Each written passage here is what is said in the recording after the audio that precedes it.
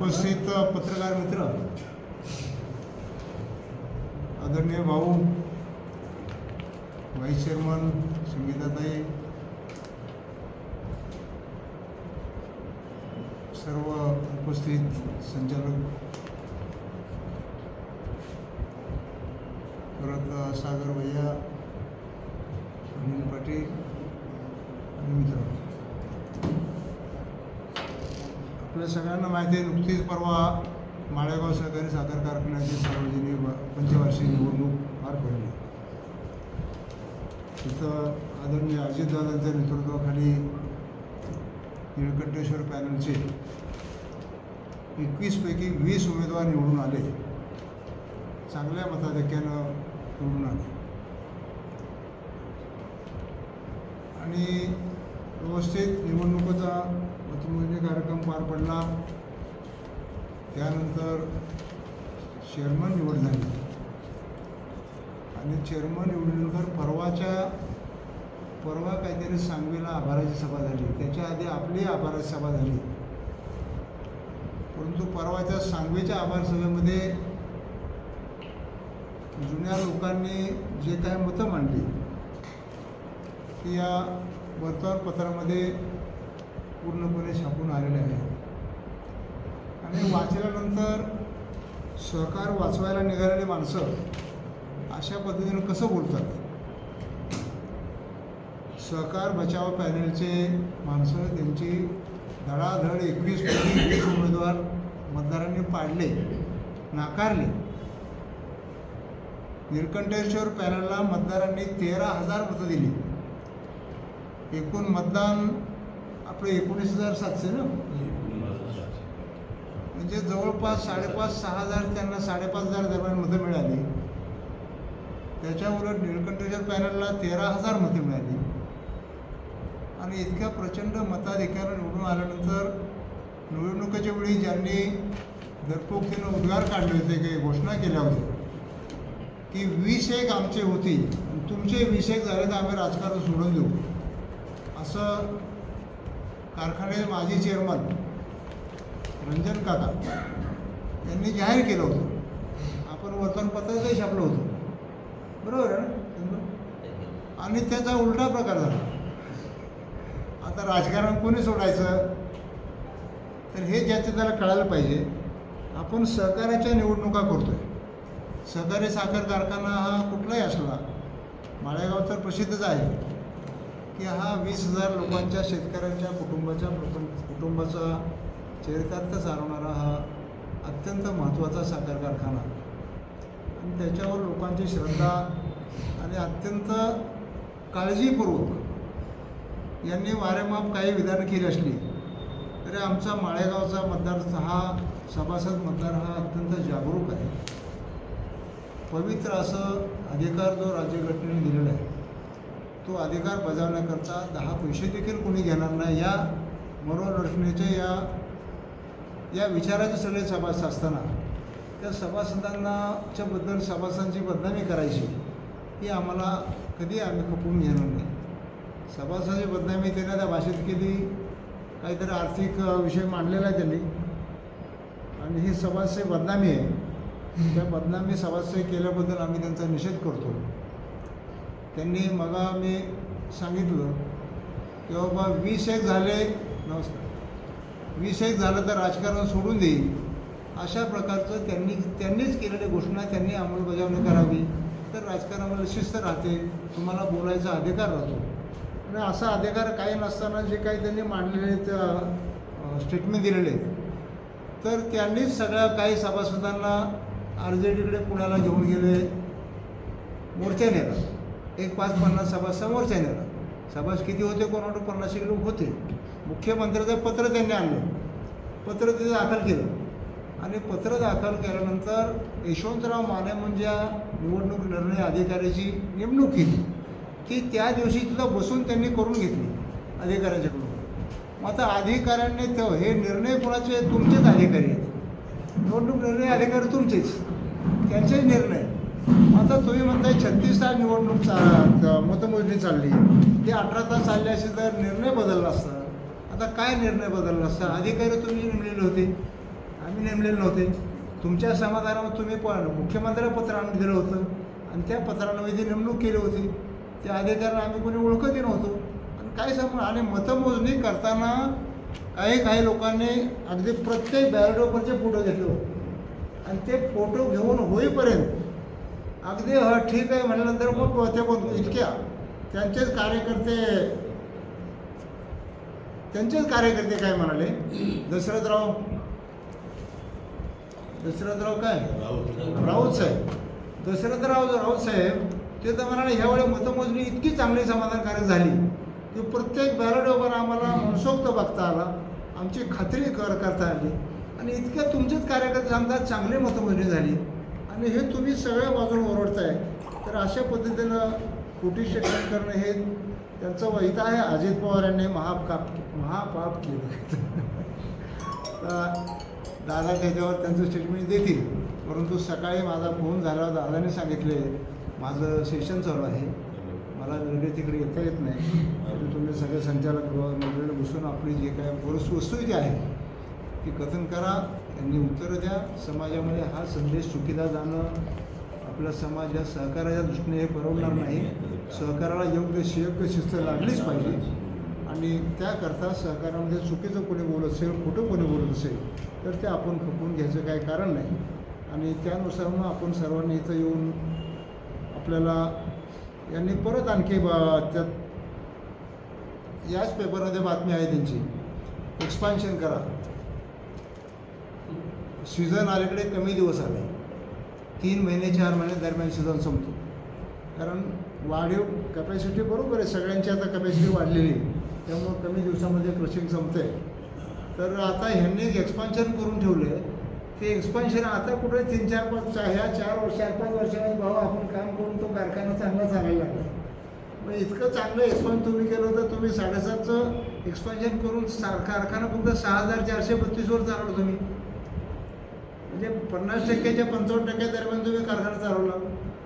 म्हणजे हे कारखाना आता वाढवा म्हणजे कारखाना चांगला चाललेला पुन्हा वळ घालायचा, तो पुन्हा पुढच्या वर्षी नीट चालला नाही पाहिजे, तुमच्यावर सगळ्या दोष द्यायला पाहिजे. मग चेअरमन असो, व्हाईस चेअरमन असो, संचालक असो, सगळ्यांना दोषी धरायचं आणि मग त्यांच्या विरुद्ध उलट सुटायचं. यातून सभासदाचं हित काय साधलं जात नाही. आपलं निवडणूक झाली तिथं प्रश्न संपला. आता चुकीचं कोणी आपण निवडणुकीत सगळ्यांचं बोललो, अगदी वसुलीच्या हप्त्याच्या गाड्या कशा आल्या कारखान्यावर, कशी बियाबू झाले कारखाने हे देखील बोललो. आज काय सविस्तरपणे विस्तारात बोलण्याची आवश्यकता नाही, आपला वेळही घेणार नाही. परंतु सहकार हा आपण सर्वांनी म्हणून चांगला टिकवला तर सहकार चालतो. आपण दुसऱ्याकडे बोट करून फक्त तोच वाईट आणि मी चांगला असं म्हणून चालणार नाही. वास्तव आहे ते लक्षात घेतलं पाहिजे आणि वास्तवानुसार बोललं पाहिजे. त्यामुळं त्यांची जी एक्सपान्शनची कल्पना आहे ती भ्रामक आहे आणि फसवी आहे. इतक्या थोरा मोठ्याने अशा प्रकारचं वक्तव्य करणं योग्य नाही. तरी त्यांना कसं वाटतंय बोलायचा प्रत्येक लोकशाहीमध्ये प्रत्येकाला अधिकार आहे. तरी कारखान्याचं हित डोळ्यासमोर ठेवून आपण काम करतो आणि त्यानुसार त्यांनी करावं. त्यांनी हे जे सत्तेचा दुरुपयोग करून माळेगावची निवडणूक जिंकली हे हिडिंग आम्ही पूर्णपणे त्याचा निषेध करतो. असं कुठेही आम्ही सत्तेचा दुरुपयोग कधी केलेलं नाही, करायची गरज नाही, आवश्यकता नाही. आमचं काम बोलतं इतकं मागच्या 5 वर्षात भाऊ होते 3-3.5 वर्षे, मी 1.5-2 वर्ष होतो. आपण प्रत्येक वर्षी चांगल्या प्रकारचा भाव दिला. अलीकडच्या काळामध्ये तर महाराष्ट्रामध्ये गेली 2 वर्ष तर सतत वाढीव चांगला रेट दिला. 1 टाईम पेमेंट केलं, सभासदाने मागितलं 1 टाईम पेमेंट केलं, 1 टाईम पेमेंट केलं. खुडकीचं 100चं आपण 200 पर्यंत केले. सभासदांच्या मागणीनुसार सगळे आपले निर्णय झाले. अत्यंत चांगल्या प्रकारे आपण कारभार केला आहे. क्रशिंग चांगलं झालं आहे, ऊसाचे रेट चांगले दिले आणि सभासदांनी आपल्याला 13,000 लोकांनी मतदान करून आपल्याला यशस्वी केलं आहे की तुम्ही काम करा. त्यांच्या पॅनलला 1 उमेदवार त्यांनी निवडून दिला. त्यांना धड सूचक नाही आणि अनुमोदक नाही, कुठलंही काही नाही. बिन हत्यारी शिपाई असतात ना, अशा प्रकार झालेला आहे. पण आम्हाला कोणावर टीका करायची नाही. आपल्याला जे वास्तव आहे ते सभासदांच्या परत मांडायचे. जनतेमध्ये सहकाराचं कामकाज कशा पद्धतीने चाललं पाहिजे आणि हा चांगला संदेश गेला पाहिजे. सहकार टिकला पाहिजे आणि सहकाराच्या माध्यमातून ऊसाचे कारखाने हे चांगले चालले तरच आपल्याला शेतकऱ्याच्या ऊसाला चांगल्या प्रकारचे भाव देता येतील आणि त्या अनुषंगानं जबाबदारीने बोलावं. आम्हाला हे एवढीच आमची अपेक्षा आहे की सत्ताधारी असो किंवा विरोधक असो, निवडणुकीचा भाग वेगळा असता, निवडणुकीमध्ये आपापल्या बाजू मांडतो आपण, पण निवडणूक संपली, सगळं झालं, चेअरमन निवड झाली, व्हाईस चेअरमन निवड झाली, त्यानंतर पुन्हा तुम्ही अशा प्रकारचं वक्तव्य करसाल तर ते समाजाला घातक आहे, सहकाराला घातक आहे. त्याची त्यांनी नोंद घ्यावी आणि सहकाराला घातक असं वर्तन करू नये अशी आमची अपेक्षा आहे. एवढं आपल्याकडून जाहीर करायचं होतं. आणि त्यांच्या बातमीचा अशा प्रकारच्या खोट्या बातम्या देणं, चुकीच्या बातम्या देणं, हां. आता खंडपीठाच्या निर्णयावर आपण त्याबाबत कितपत बोलू शकतो. खंडपीठाचा निर्णयाचा कागद त्यांनी दाखल केला, तो निवडणूक निर्णय अधिकाऱ्यांनी दाखल करून घेतला आणि त्यांचा तो अर्ज फेटाळला आणि फेटाळून तो उमेदवार एक उमेदवार चेअरमनशिपसाठी होता, तो अर्ज मान्य केला आणि त्यांची निवड जाहीर केली.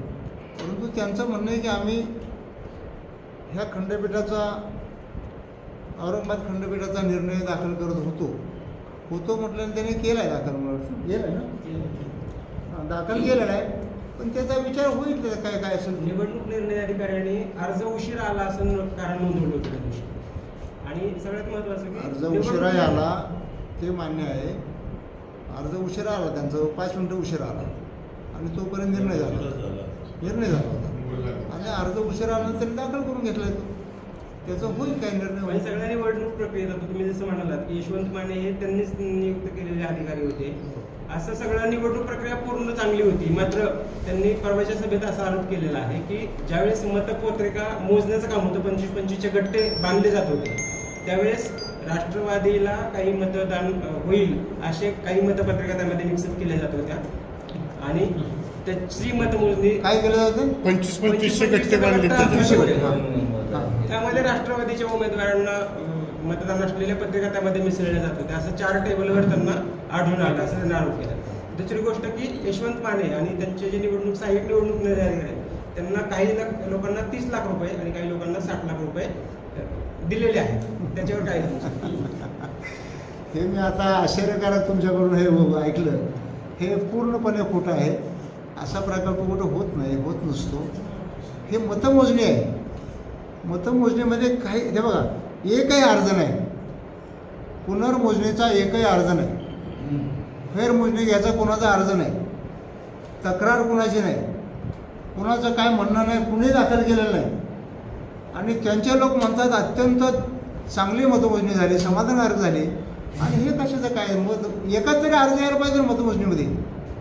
18 तासांनी 36 तासांनी ह्यात त्यांचं म्हणणंच होतं की बाबा निर्णय बदलला असता. काय निर्णय बदलला म्हणत, आणखी 21 निवडून आले असते एखाद्या वेळेस.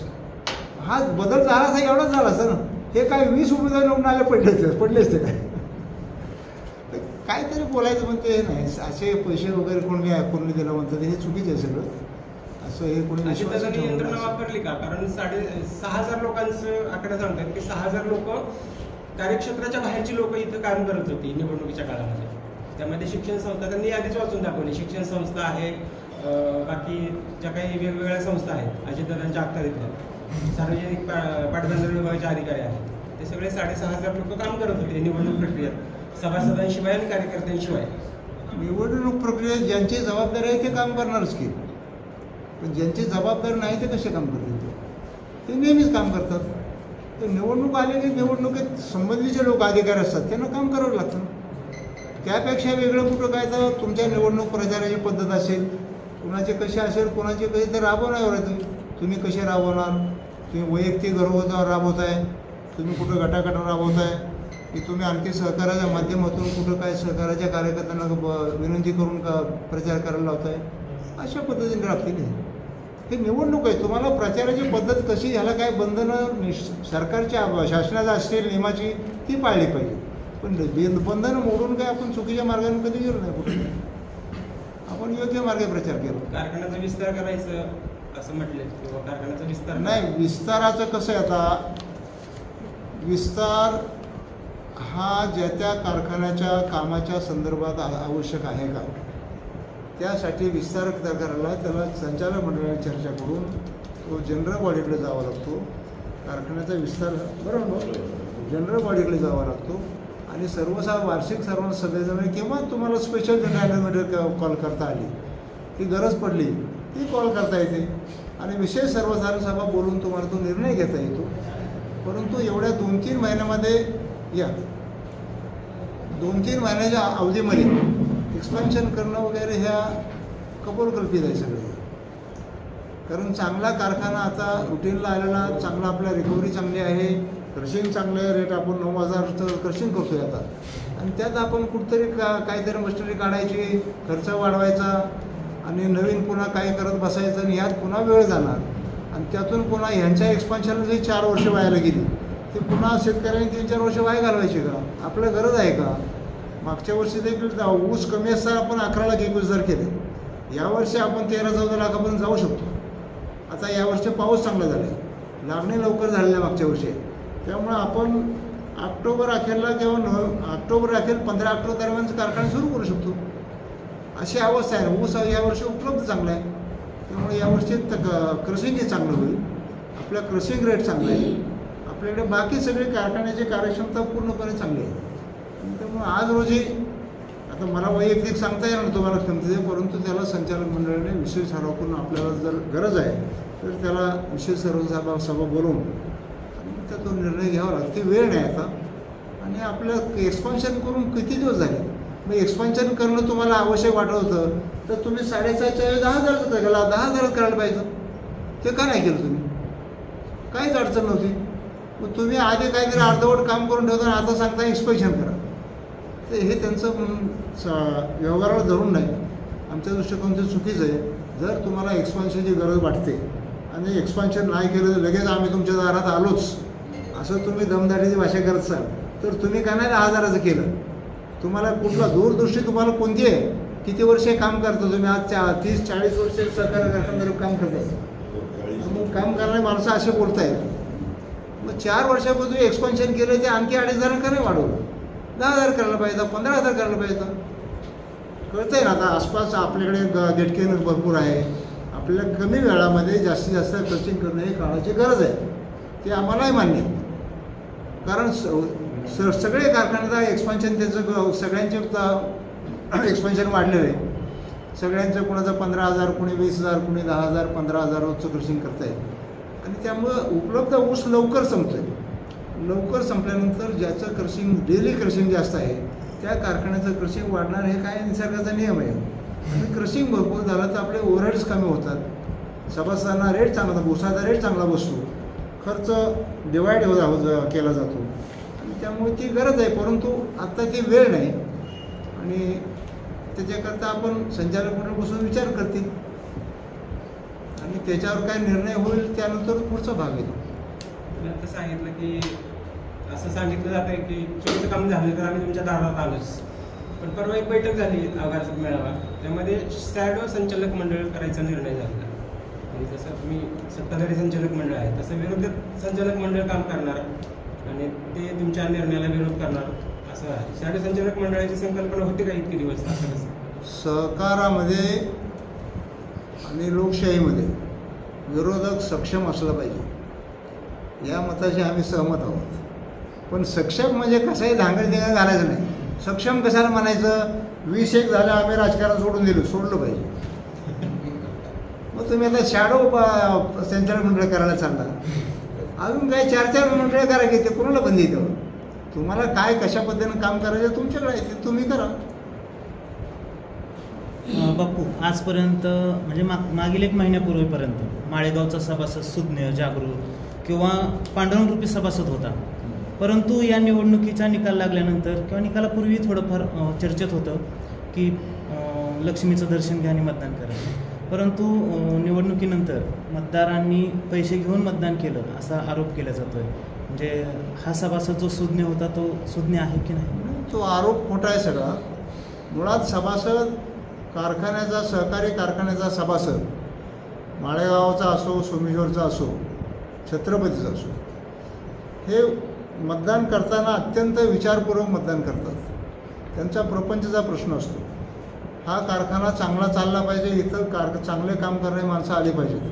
दादांच्या नेतृत्वाखाली दादांनी जे काय बारामतीचा विकास केला असेल, अजून महाराष्ट्रामध्ये कामं केली असतील, लोकांची कामं केली असतील, जे दूरदृष्टीचे त्यांचे निर्णय आहेत त्या निर्णयानुसार कारखान्याकडे देखील त्यांनी आपल्याला चांगली मदत केली. आणि ही मदत दादांना शिवाय साखर कारखानदारीचं अत्यंत त्यांचा चांगला अभ्यास आहे. मग आपण निवडणुकीमध्ये बोलायचो तेव्हा लोकांचं कारखान्याच्या सभासदांचं म्हणणं आहे, मेजॉरिटी लोकांचं, की तुम्हाला साखर कारखान्याचं एवढं अत्यंत चांगला अभ्यास आहे, त्याचा फायदा कारखान्याला व्हावा, कारखान्याच्या माध्यमातून सभासदांना व्हावा. त्या हेतूने आपण हे केलेलं आहे आणि त्या हेतूने त्यांनी मतदान केलेलं आहे. त्यामुळं अशा प्रकारचं काहीतरी अफवा उठवले जातात, विरोधकांना काहीच नाही राहिलं आता. परंतु असंही होतं की 10,000पासून 30,000पर्यंत वाटप झाल्याची चर्चा रंगते. नाही, हे पूर्ण खोटं आहे. महालक्ष्मी लक्ष्मी वाटप. महालक्ष्मी 10,000 नाही, 10 पैसे नाही. आमचा सभासद पैसे घेणारा नाही. व्यावसायिकांनी लक्ष्मी वाटली, बिलकुल नाही, लक्ष्मी बिलकुल नाही. परवा गाडगेवाडीत 40,000 वाटले नाही. इतके आपण आता काय बापू निवडणुकीच्या हा जो अंगणवाकडं सभासदांवरती जो हा आरोप होतोय पैसे घेऊन मतदान केल्याचा, त्याला कसं बघतात? नाही, त्याची काय शक्ती झाली माणसं. सभासदांनी त्यांना पूर्ण नाकारलं. त्यांना एक फक्त संचालक निवडून दिला. निळकंठेश्वर पॅनलचे 20 संचालक निवडून दिले. यातच सगळं आहे की ही मंडळी शक्तिहीन झालेली आहेत. आणि शक्तिहीन झालेली माणसं काय बोलतात त्यांनाही कळत नाही काय बोलतात ते. बापू निवडणुकीच्या शेवटच्या टप्प्यात पुणे मध्यवर्ती बँक रात्री परत 11 वाजेपर्यंत चालू होती. हा मुद्दा शेवटपर्यंत गाजला. याच्यावर प्रत्यक्षपणे उत्तर दिलंच नाही. त्याच्यावर चर्चा झाली ना, त्याच्यावर चर्चा झाली. मला काय तो माझ्या वाचण्यात विषय आला नाही काय, किंवा कुठल्या ब्रँचचं काय होतं, कुठं होतं, याद्या होत्या तिथं सगळे. मला त्याबद्दल माहिती मिळालेली नाही आणि माझ्याकडे ते आले नाही. दादांनी ते शिवनगर विद्याप्रसारक मंडळ साहेबांकडून 3 जणांची नावं आली होती. अशी आपल्याकडून त्या 3 जणांची नियुक्ती संदर्भात काय तसं दादांनी सूचना केली. शिवनगर विद्याप्रसारक मंडळाचं ट्रस्टी हां, पवार साहेबांनी 3 जणांची झाली की आभार सभेतच जाहीर केलं दादांनी. मला वाटते 3 पवार साहेबांनी 3 विश्वस्त नेमले, त्यांची नावं जाहीर केली. आणि दादांनी 3 नेमायचे, त्यांची नावं जाहीर केली नाही, ते करतील. तसं शिवनगर विद्याप्रसारक मंडळासाठी माळेगाव कारखान्याचे चेअरमन निवड झाल्यानंतर आदरणीय पवारसाहेब एक मिटिंग घेतात. त्या मिटिंगमध्ये उपाध्यक्षाची बरोबर ना, उपाध्यक्षाला माळेगाव कारखान्याच्या चेअरमनचे अधिकार देतात आणि त्या अधिकारात त्यांनी काम करावं अशा प्रकारचे ठराव करून ते अधिकार देतात. अद्याप तशी मिटिंग झालेली नाही. 6 संचालक 6 ट्रस्टी जे निवडले जातात ते पूर्ण अध्यक्षांनाच अधिकार आहेत. 6 ट्रस्टी हां, तो पोटनियमाप्रमाणे त्या पोटनियमानुसार अध्यक्षांना प्रत्येक गटातून एक संचालक, एक विश्वास. अध्यक्षांना अधिकार आहेत की उपाध्यक्षांना? अध्यक्ष साहेबांचे. साहेब तर आहेत अध्यक्ष आणि साहेब नेमतात ते. पण यावेळी साहेबांनी सांगितलं 3 नेमलेत आणि 3 तुम्ही नेमा असं दादांनी सांगितलं. ते नेमले जातील. काय मला ऐका, पवार काका पुतणे एकच आहेत असा रंजन काकांचा आरोप.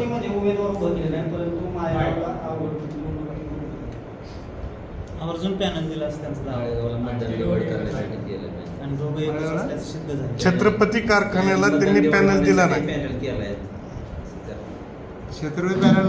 छत्रपती कारखान्याला पवार साहेबांनी पॅनल दिलं नाही, माळेगावला पॅनल दिला. हे काका पुतणे एकच आहेत. आता काय निसर्गता काका पुतणे एक असतात, हा निसर्गाचा नियम आहे. अण्णा बापू पण एक अशी पण चर्चा चालू.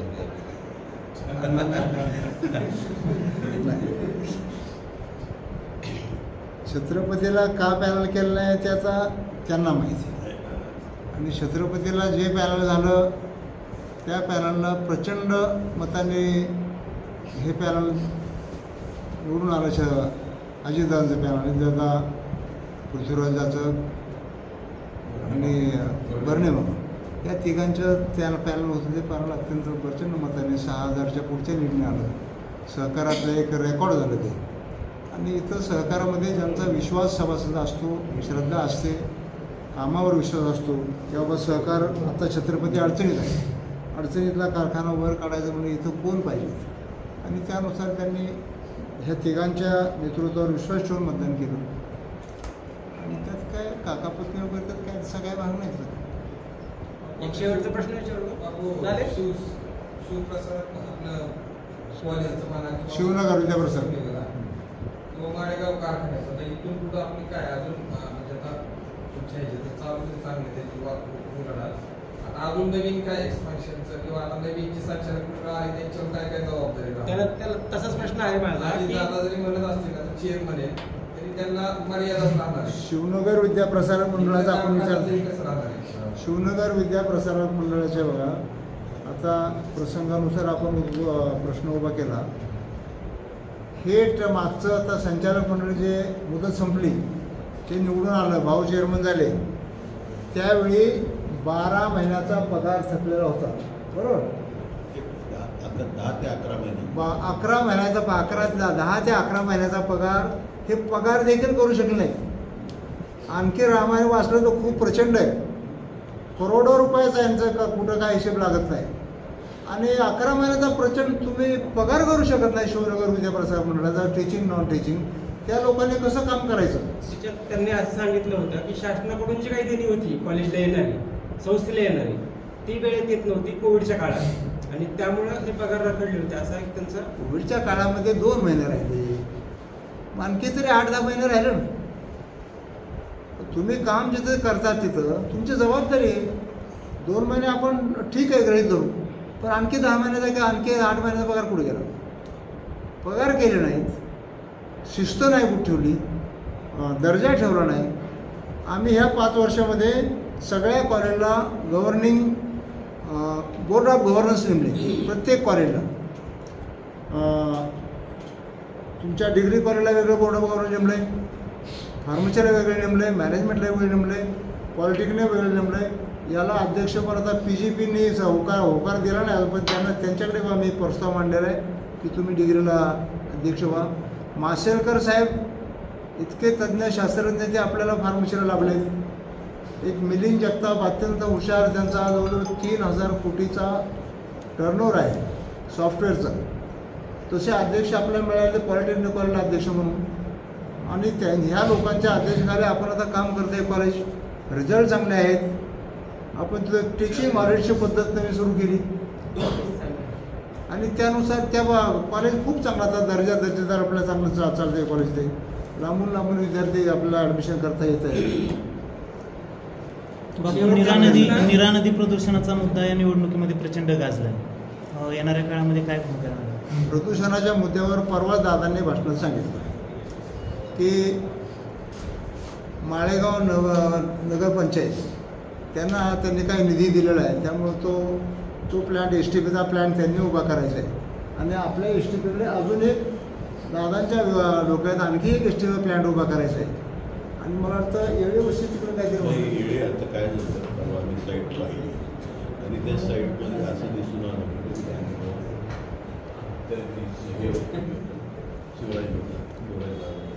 तर अशा येळेवर सुरून येणारं पाणी आणि हे पाणी असा कारखान्यावरती म्हणजे आपल्या ETP प्लॅन्टच्या जवळ जी मोकळी जागा आहे त्याच्यामध्ये मोठा आहे त्याच्या डबल त्याचा प्लॅन्ट बसवतो की जेणेकरून हे जे ह्याचं पाणी सांडपाणी येतं त्याच्यापासून सुद्धा चांगलं पाणी पुढं उपलब्ध व्हावं याच्याकडे खूप प्रयत्न. तर आम्ही साईट पाहिली, शासकीय अधिकारी होते काय, त्यांनाही ते दाखवलं, त्यांनाही ते मान्य झालं. आणि आता दादांच्या कानावर गेल्यानंतर ते बोर्डामध्ये घेतील तो विषय, त्याची चर्चा होऊन ते ठरेल त्याच्यामध्ये आज कशा पद्धतीने जायचं काय. त्याकरता कारखान्यात केला जाणारा पाण्याचा वापर त्याच्यावर परवा दादा सभेत बोलले की कमीत कमी पाण्यावर कारखाना चालला पाहिजे. साधारणपणे ऊसामध्ये जेवढं पाणी असतं तेवढ्या पाण्यावर कारखाना चालला पाहिजे, चालला पाहिजे कमी पाण्यावर. आणि मग त्याचा आउटलेट कमी होतो कारखान्याचा आणि बाहेर पडणारं पाणी, दूषित पाणी कमी पुढे बाहेर पडतं आणि ते आपल्या ETPला आपण ते शुद्ध करतो, तिथं काही अडचण येत नाही. परंतु आसपासचा काय 2-3 वाड्या वस्त्या आहेत त्यांचं काय महिला येतो त्याकरता आपलं STPची गरज लागते. म्हणून आपण STP ST चालू केलं आणि त्याकरता आणखी दादाने 2 STPचं प्लॅनिंग परवा सांगितलं. आता भाऊने सांगितल्याप्रमाणे दोन्ही वाड्या वस्त्याचं जे एक ठिकाणी येतो आपल्या ATP जवळ येतो तो स्पॉट. दादा प्रत्येक वेळेस सांगतात की कारखान्यातील कामगार कामचुकारपणा करतात, तर कामगार कामचुकारपणा करतात. कामचुकारपणा असं नाही, कारखान्याचे कामगार कामचुकारपणा करता असं नाही, कामचुकारपणा करू नये अशी त्यांनी अपेक्षा व्यक्त केली. असं केलं तर चालणार नाही आणि ते आम्ही चालवून घेणार नाही अशा प्रकारची त्यांनी सूचना माझ्या अपेक्षा व्यक्त केली. कामचुकार असेल कारखान्यात तर कामगार तर कारखाना चालणार नाही ना, एवढे रिझल्ट काही चांगले येतील आणि सगळे 90% सभासद आहेत आपले.